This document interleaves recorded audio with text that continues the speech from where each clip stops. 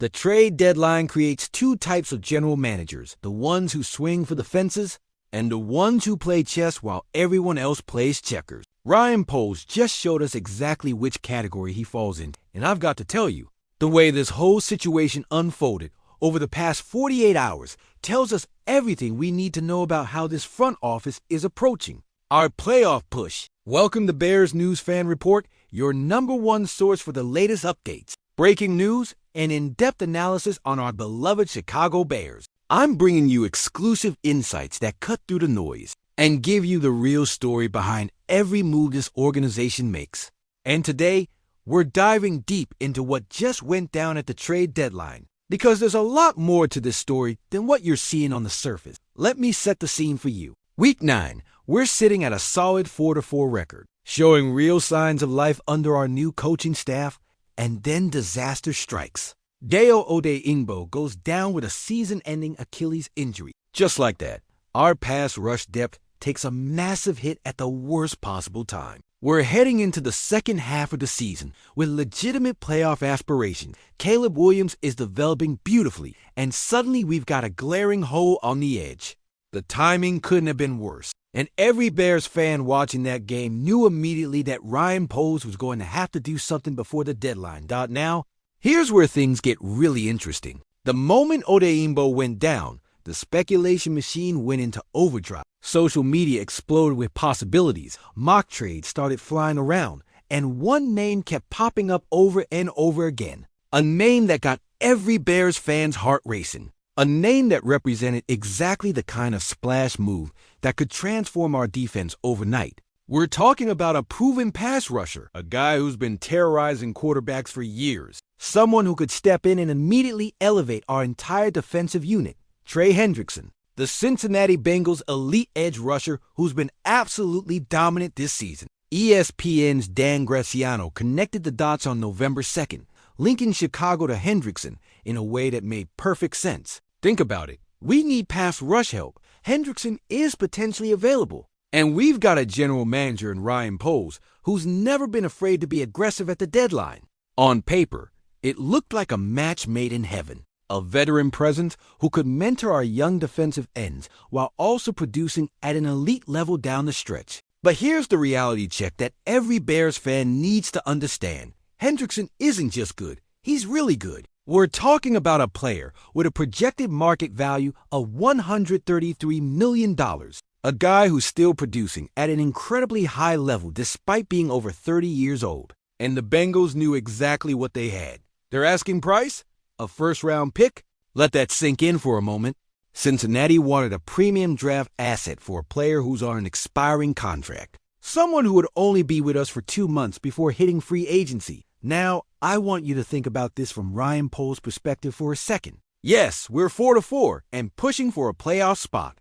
Yes, Caleb Williams is showing tremendous growth and we've got real momentum building. But we're also a team in transition, with a rookie quarterback in his first season and a brand new coaching staff learning how to work together. Do you mortgage your future by giving up a first-round pick for a 2-month rental?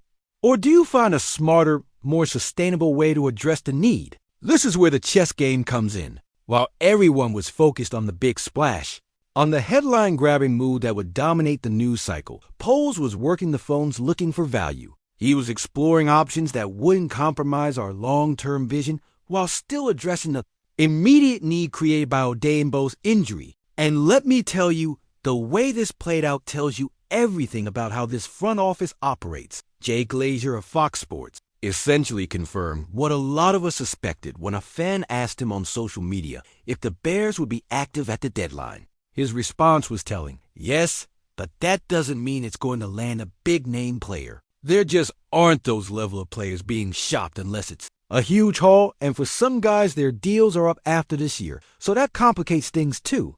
I don't see anything splashy. That right, there should have been our signal that the Hendrickson dream was probably just that, a dream. But here's what I love about Ryan Poles. He doesn't let the perfect be the enemy of the good.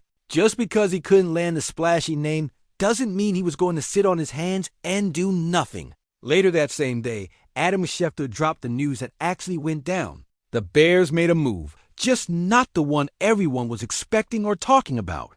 And honestly, the more I've studied this trade, the more I'm convinced it might be exactly the right move for where we are right now. Chicago acquired Joe Tryon-Shoyinka from the Cleveland Browns, along with a 7th-round pick, in exchange for a 6th-round pick. Now, I know what some of you are thinking. Who?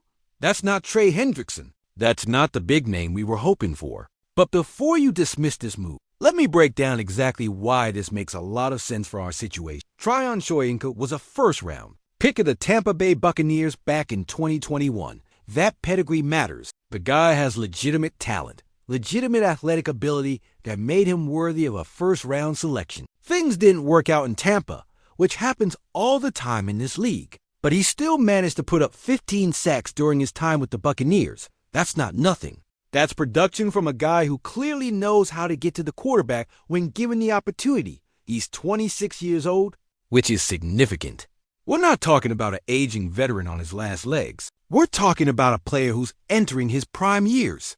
Someone who still has his best football ahead of him potentially. He signed a 1-year deal with Cleveland worth $4.75 million, which tells you he was betting on himself to revive his career and earn a bigger payday. That's the kind of motivated player you want to bring into your locker room. Now, here's where things get really interesting from a Chicago perspective. Tryon-Shoyinka has appeared in all 8 games for Cleveland this season, but he's only played 31 defensive snaps. Think about that for a second. He's been healthy. He's been on the roster, but he hasn't been getting opportunities in their defensive scheme. That's not necessarily a reflection of his ability. It's more about scheme fit and depth chart politics. The Browns have their rotation set, and he wasn't cracking it. But that also means he's fresh. He's hungry for playing time. And he's coming to a situation where he's going to get real opportunities to contribute. Cost of this trade is what really seals the deal for me. We moved down 1 round in the late rounds of the draft. That's it.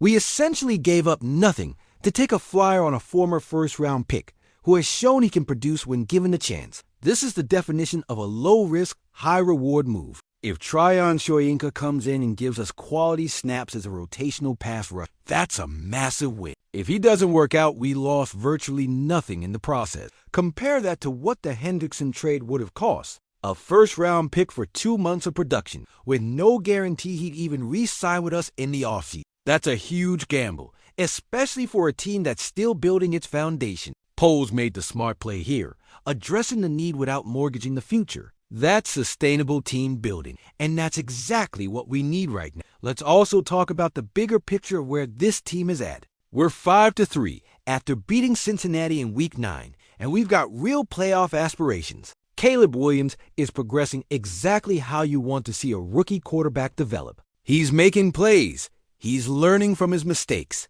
He's building chemistry with his weapons. Colston Loveland and Kyle Monangai both had breakout performances against the Bengals, showing the depth of talent we have on this roster. The schedule sets up favorably for us moving forward. We've got the New York Giants next week, a game we're currently favored to win by 3.5 points. That's a winnable game, a chance to get to 6-3 and really establish us in the playoff race. And having Tryon-Shoyinka available to contribute on the edge gives us another weapon to deploy against Daniel Jones and that Giants offense. Here's what I think is the most important takeaway from this whole situation. Ryan Poles showed discipline. He didn't panic. He didn't overpay. He identified a need, found a cost-effective solution, and executed without compromising our long-term vision. That's exactly the kind of leadership you want from your general manager. The flashy move might have generated more headlines, might have gotten more people excited in the moment, but the smart move is what wins championships in the long run.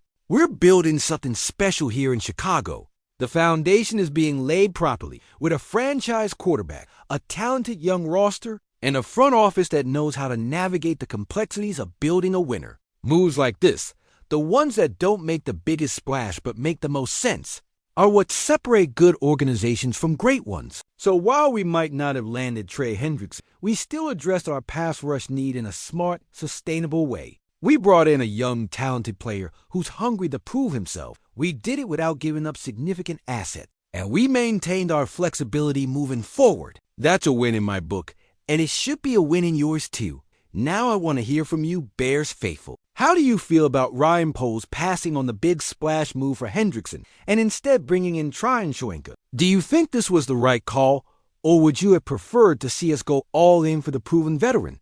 And what are your expectations for Tryon Shoyinka's impact on this defense moving forward? Drop your thoughts in the comments below, because I genuinely want to know how you're feeling about this move and where you think this team is headed. If you found value in this breakdown, if you appreciate the detailed analysis and insider perspective we bring here at Bears News Fan Report, make sure to smash that like button and subscribe to the channel if you haven't already. Hit that notification bell so you never miss an update, because I'm constantly bringing you the latest news, the most comprehensive analysis, and the insights that matter most to us as Bears fans. We're on this journey together, and your support means everything. Let's keep building, let's keep believing, and let's go get this playoff spot. Bear down!